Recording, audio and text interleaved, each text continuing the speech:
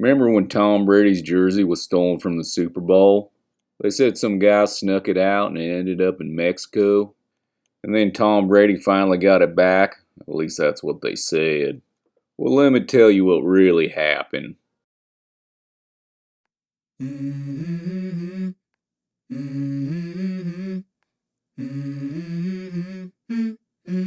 Let's go. I wake up to a little bit of drool on my pillow, feel like it's gonna be a bad day.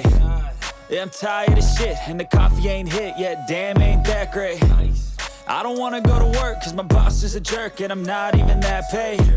I need a change in my life, cause I don't feel alive, and there's nothing that makes me happy. Hold my beer for a minute. I'm about to quit my job, cash in for a ticket. I'm going on a trip and I don't plan to visit. I'm gonna stay there till I feel like I'm winning. And this is just the beginning. I need a big change, help me feel like living. I need a big swing, home runs I'm hitting, and I'll never look back, moving on till I get it all. And we all got dreams, we all want things. But what you gonna do for it? How you gonna move for it? What you gonna be? And do you believe you can do anything? But what you gonna do for it? How you gonna move for it? What you gonna be?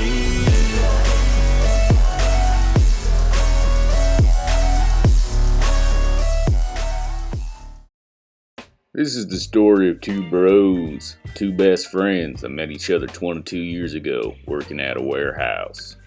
These two work at a tuna warehouse, which is called Sally's Stinky Tuna. Now, I think the company came up with that name thinking it was creative, like that water called Death Water. But if you think about it, it's actually pretty nasty calling it Sally's Stinky Tuna.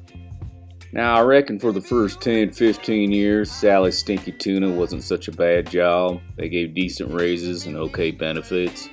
But the last about 7 years, they didn't do shit for the employees. All the profits the company made went straight to the CEO and the higher-ups' fat bellies, dirty bastards. And the CEO wasn't some cute girl named Sally. It was some rich bastard named Max Bezos. So then COVID hit, and inflation hit, and these two bros couldn't survive on their income anymore, especially living in California.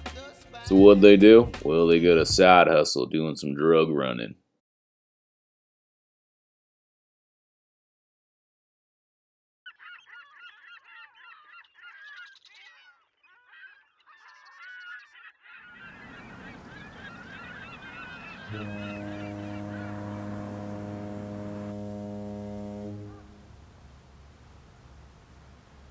Alright, so I'm hanging out with this girl. She's pretty freaking hot, like way out of my league, and I'm like, this is like when I'm 21 or something, and I'm like, why is she talking to me?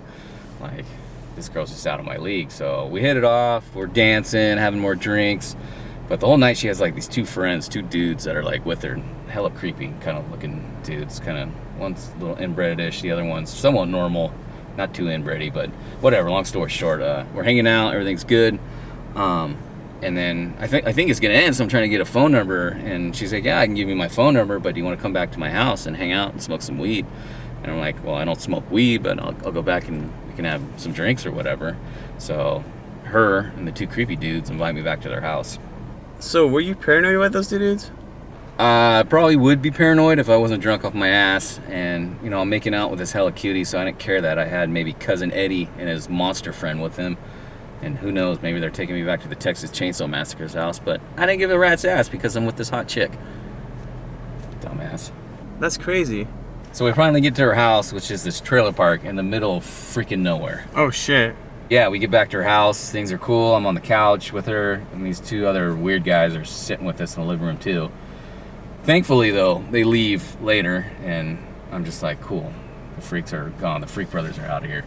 So we hit it off, everything's going good, we start making out. Next thing you know, she grabs my arm, she takes me back to her bedroom. So that's it? Nah, here's the crazy part. I go to bed with her, I lose my virginity, everything's cool. I wake up in the morning, she tells me the whole true story. Her two roommates, who are her ex-boyfriends, which is hella weird, wanted to slip me a roofie that night. Were they gonna rape you? No, when I was sleeping, passed out from the roofie, they were going to steal my credit cards, go to Walmart, buy a bunch of patio furniture, because I guess the weekend before they got all drunk and broke all their patio furniture. And that was their master plan. Fucking crazy, man. And they thought you weren't gonna find out about that? No, they were going to tell me I got drunk and jumped out of the car and ran to Walmart And then they said they would say that they found me at Denny's the next day. So I guess it meant that I got drunk, wasted drunk, and went bought patio furniture at Walmart. And then I fucking went to Denny's the next day. Yeah. Holy crap. Yeah, thank God she started liking me because she told the exes that they couldn't do that, and if they wanted patio furniture, they had to get jobs. How would these guys live with this girl? They sound like they were pussy whipped without the pussy. Because they were both Elmer-looking FUD dudes, and shit, she was out of my league, and the only reason she was talking to me because she had serious baggage. So this is the girl you lost your virginity to. Yep, so I guess the moral of the story is don't meet girls at bars, meet girls at churches. So whatever happened to that woman? She was my girlfriend for 6 months. Are you kidding me? No, she was hot. I had to give this one a chance, but I did tell her to stop robbing people because I wasn't down with that. It was awkward though, going to her house, and her roommates were her ex-boyfriends, and they had like a competition thing going with each other, but once they found out that she was with me, they like teamed up and gave me the real creepy eye, so it was freaking weird. Wow. I know, I was a dumbass in my 20s. Okay, so this is my crazy story. Picture this, the first date with this woman. She takes me on a hiking trip, and then she wants to go camping at her family's farm. When we get there, Camping at her first date? She wants to go camping on her family's farm? and get this. This is your first date? Yeah, it's the first day, and get this. In front of her house, it's a graveyard. Like, all her relatives have been buried there for like hundreds of years. So you have to literally walk through the graveyard to get inside her house. Oh, dude, you're dead, man, dude. I'd be like, I'm fucking dead, dude. As it is, I'm tripped out about this, but then all of a sudden she's like, hey, no, it's like, just be respectful, and it's like they're always with us, even when we were like camping them all. She's with me all the time. I'm like, what do you mean talking about? They're always with you. She's like, they're with me as us right now. What the fuck, dude? Yeah, so You're fucking lying. This really no, shit this happened? really happened. So she's like, so we're like go outside. She want to make a picnic. Well, she's like, she's all. It's weird because my It aunt's sounds like a movie I saw once, dude. This really happened. No, dude. she tells me our aunt's right beside me. She says hi. You know, like this is our first. This is our first date. Oh, dude. This is like you gotta be like I'm on the show Punked or something, dude. No, I was thinking she's joking, but I'm like, your aunt's right beside me. She's like, yeah, my aunt's right beside me. So just be respectful. Don't say anything like crude or anything. I'm like, this is weird. She's like, they're always with me. They want to know who I'm dating. I'm like, wow, this is really this is a joke, or no, this is real. This is real. Oh, so that fuck, was pretty dude. much our last date. I mean, I hope that was your last fucking like, date, dude. Who invites somebody to their freaking family's burial plot on their first date, and then it says their aunt's like beside me watching us? Holy dude! Basically, she says chaperoning us. Holy crap! Dude. That really happened. Yes. Okay, my story's hella tame compared to that. That's freaking insane, dude. So long story short, if you go back to somebody's house and they said there's a family plot by you, like if she said their family's with you, or they're like, don't do it. This is really awkward. Yeah, I agree with you, dude.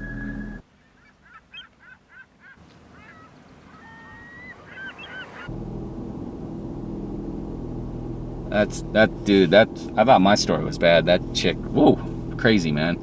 I miss my 20s, dude, but I'm glad when you get older, it's like a life learning lesson. There's a car. Do you think that's them? I think they said they're gonna be here like 15. I don't think that's them. They're just parked. Nah. But yeah, like I was saying, when I was young, I had fun and I had a great time. But I'm glad I'm older, and because it's about getting older, learning your life lessons. No way in hell I'd ever be with a girl like that today. I mean, I love my girl now, and she's hella cool. And I guess that's what life is. It's about just getting older, learning your life lessons, and just, live and learn, I guess. So, Hey. Actually, yeah, I thought he was here, because I got a car right behind me. It's white. Okay, that's not him. 10 minutes? Alright. Yeah, we're here. We've been waiting for a while. Alright. It's in the trunk. Alright, late. If we're gonna continue to deal drugs, we should probably get some guns. Yeah, or at least like teasers or something. So you're probably wondering how these two get a job drug smuggling. Well, a long time ago they had a friend that worked at the warehouse named Marcus McGinty. Now, Marcus McGinty liked to smoke weed, and he grew some of the best pot in the Sacramento area. And before you knew it, everybody wanted to buy some of Marcus's ganja. So he quit Sally's Tuna and grew marijuana full time and became a very successful entrepreneur. And then when inflation hit, and Sally's Tuna didn't give any fucking raises anymore, these two bros called up Marcus and asked him if he had any extra work. So they went up to Marcus's house for a dinner party to talk some business. Marcus also gave the bros a tour of his home, and this dude was living the life. Big house, 20 acres, big truck, and a sports car. And even though the price of marijuana has gone down a lot due to all the pot shops and it basically being legalized, Marcus still makes a good living. Because he has this famous strain that he grows called Juicy Fruit, and it's in high demand. So the bros started out doing runs for Marcus, making about $2,000 each a month. And then they kept doing more runs, and then they started making about $4,000 each. And then they said, "Fuck you, Sally's Tuna." And as time went on, they started delivering a shitload of weed in California. Some of the people they hooked up were politicians and entertainers. Hell, they even partied with them sometimes.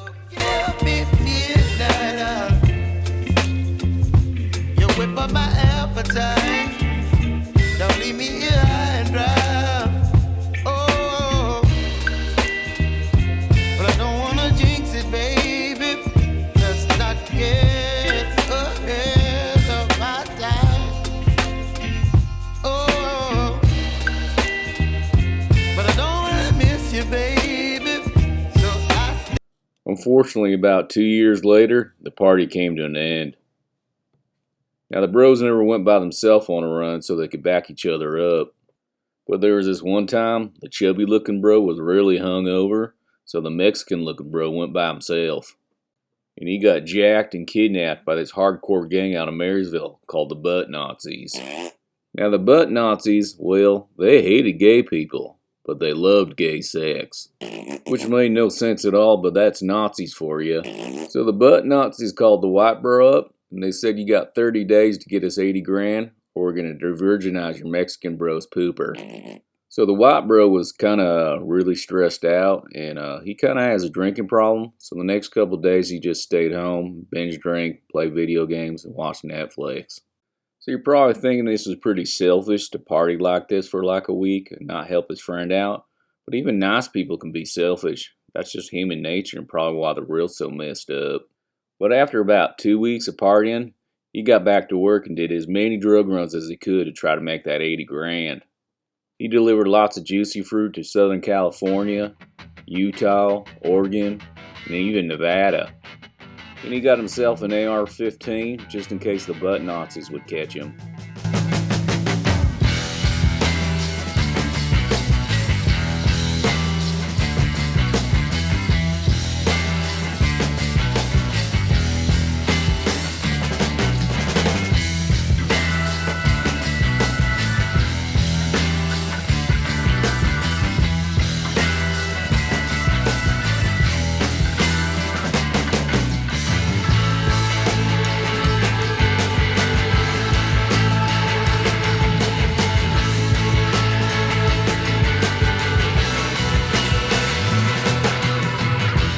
And I reckon there was this one time in Nevada, he thought I was getting pulled over by a police officer, and he pretty much shit his pants. But the police officer was actually pulling someone over in front of him, so he went to a gas station and cleaned up all the shit. So everything was going good. He made about 50 grand in 2 weeks, and Marcus was going to pitch in the rest. And it looked like the bro was about to save his buddy's pooper. But then shit hit the fan again, no pun intended. Marcus's house was raided by the cops. They had a warrant out for his arrest for growing illegal marijuana. I think you're like legally allowed to grow like 20 plants in California, but Marcus had like 2,000. Luckily though, Marcus wasn't at home when this all went down, and no one's ever seen him again. To this day, there's rumors he's in Alaska growing Alaska thunderfuck. But that's just a rumor. So now the bro was back to being short 30 grand. And he had a week left before his bro's pooper was going to get violated. So what did he do? Well, he went to Reno to party and try to make that 30 grand. I feel like I'm losing my mind. Is everybody in the world blind? Please, Lord, give me a sign, a sign.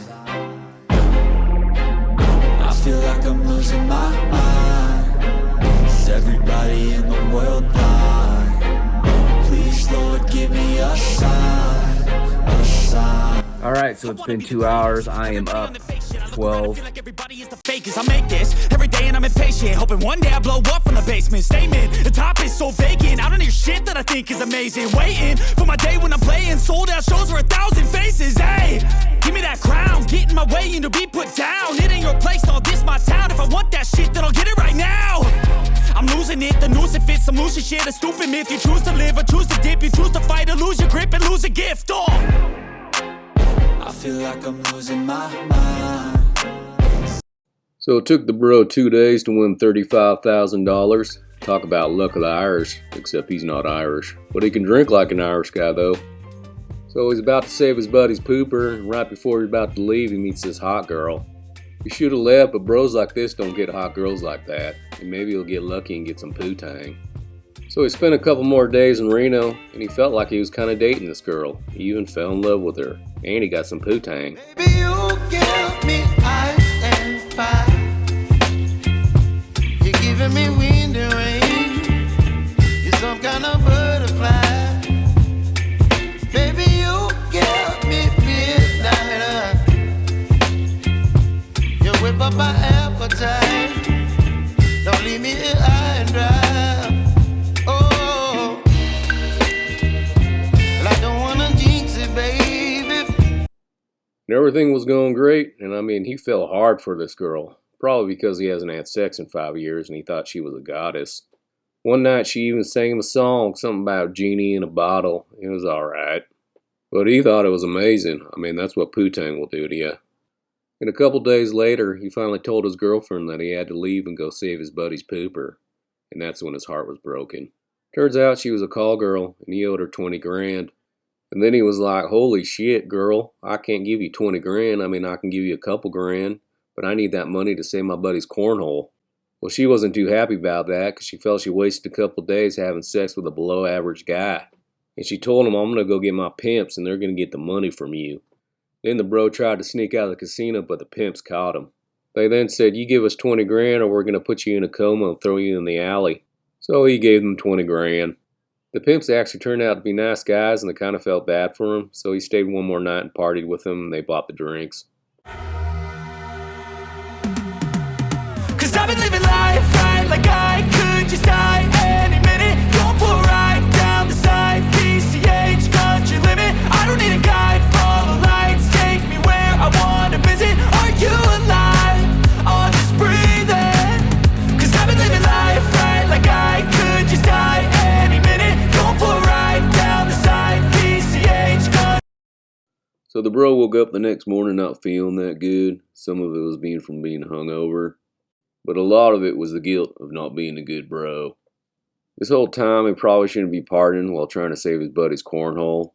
He should be focusing on getting that money. Now he's back to being down 30 grand. Actually, he's only down 20, but he spent a bunch of money in Reno partying, taking that girl out to dinner. I mean, if you don't watch it, poo-tang can get really expensive. So the bro was going to chill out on drinking, get the hell out of Reno and go back home and figure out how to get the money.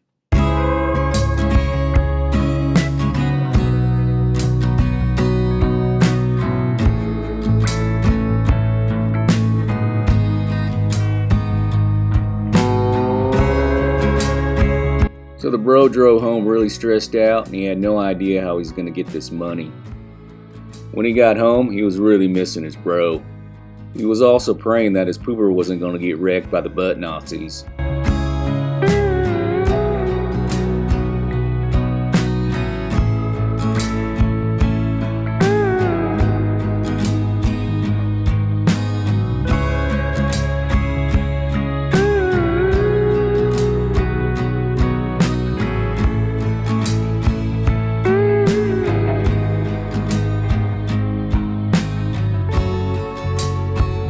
So the bro's starting to lose hope and faith that he can save his buddy, because he has no idea how he can make that chunk of money in a short amount of time.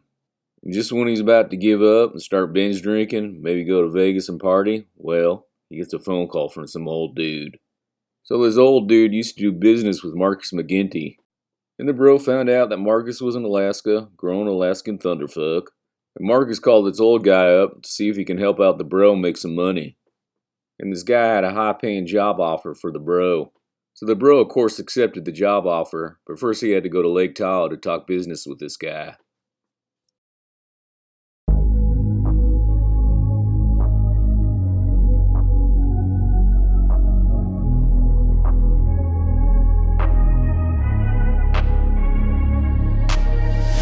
I'm changing who I am. I'm making a new plan, rearranging my life, and I won't look back ever again.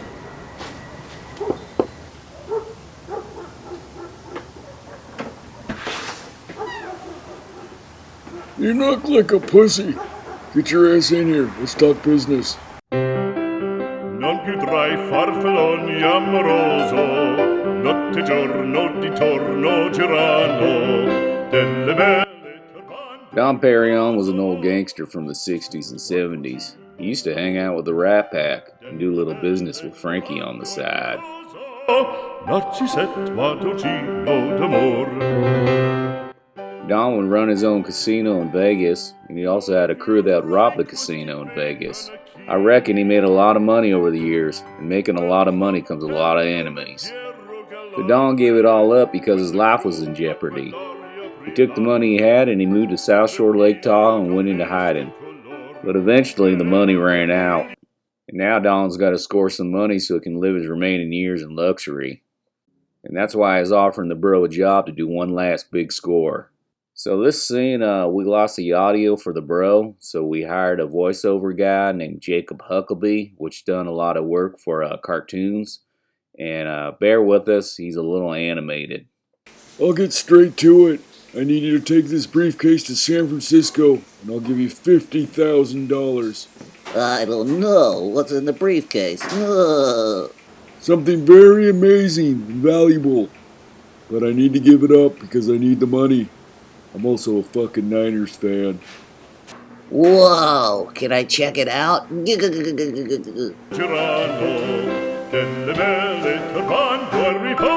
You ever notice when some old people fart, they don't acknowledge it? It's like a normal thing, like they're breathing or something.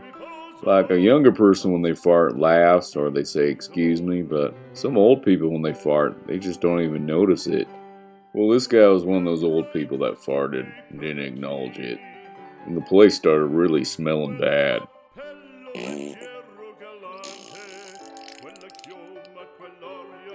You can look at it, but don't touch it. It's worth lots of money.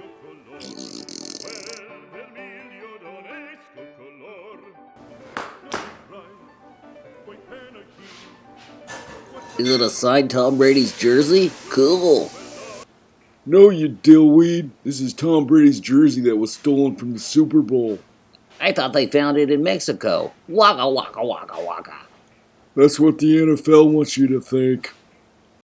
Alright, so the true story behind the stolen jersey is that Dom Perignon had two of his crew members steal it.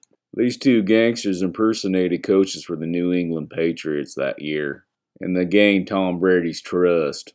And when Tom Brady wasn't looking, they stole his jersey and got it to Dom Perignon. I can't believe this is Tom Brady's jersey. That's amazing. I have no problem taking it to San Francisco. That sounds great. Directions are in the briefcase. You go to San Francisco, you drop it off, you come back, I give you your 50 grand. You take off with the jersey. I have my old crew members hunt you down and kill you. No offense. I'm out of here. This place smells like Bengay diarrhea. So the bro drove to San Francisco, you could say, a little bit nervous. In his mind, he was thinking, holy shit, I got Tom Brady's real stolen jersey in my car as we speak. So he dropped it off in San Francisco at this rich guy's house, who was a professional gamer and sports memorabilia collector. The guy seemed pretty cool. His name was David Warfare. The bro hung out for a little bit and talked to the guy about his old job and how shitty it was, Sally's Stinky Tuna, and how he had an idea of a new business that would treat its employees good. And the guy seemed interested in investing to get the business started. But for now, they focused on the transaction, and the bro took $1 million back to Dom Perignon. The bro got paid from Dom Perignon, and then he called the butt Nazis as fast as possible to get his bro freed and save his pooper. He then met the butt Nazis in a parking lot to make the money exchange. And finally, he got his bro back. Although the Mexican bro was freed, it just didn't seem like the old days.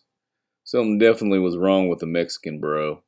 So after all this crap, they gave up drug dealing and went back to work at Sally's Stinky Tuna. And then one day on second break, the chubby bro confronted the Mexican bro to see what was wrong with him.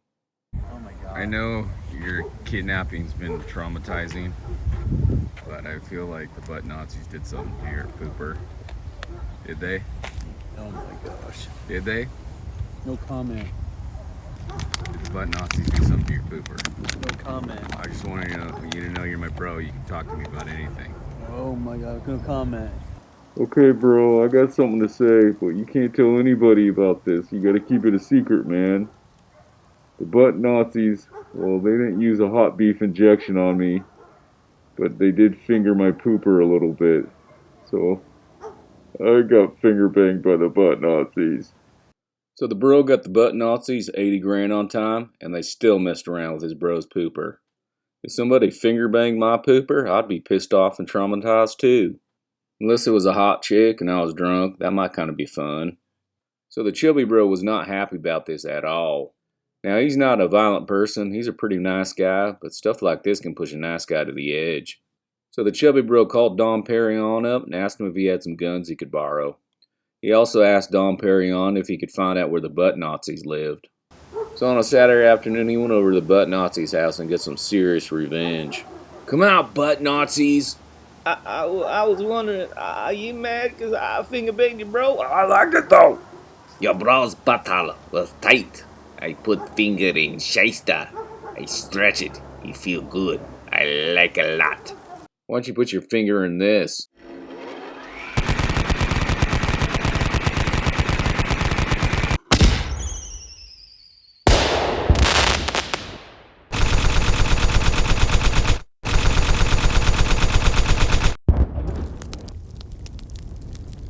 And as it was burning down with the butt Nazis in it, he saw one room that had a poster of Hitler in a bikini, which was kind of weird. He also ran in and got his money back, plus some more they probably stole from some innocent people. And that was it for the butt Nazis. I guess the only good Nazi is a dead Nazi. So that's pretty much the story of what happened to Tom Brady's jersey and what happened to these bros. The one bro that got finger banged, well, he was traumatized for a while, but he got better as time went on. He put cream on it every day and read a lot of books and also got a hobby doing ballet, which was his therapy. The chubby bro finally met a nice girl and got married, and she didn't ask for 20 grand. Both bros quit Sally's Stinky Tuna again because that place sucks. They ended up getting with that rich gamer guy, David Warfare, and they started their own business called Bob's Stinky Wieners. Not the greatest name, but oh well. The chubby bro even got the two bouncers from Rena to join the business and be partners. So I guess the moral of the story is don't deal drugs, stay away from butt Nazis, find yourself a nice girl, don't drink too much, drink in moderation, and if you ever get your pooper banged, make sure you put cream on it. And remember, bros are for life, so be thankful you got a best friend. And hopefully they don't get kidnapped and get their pooper banged.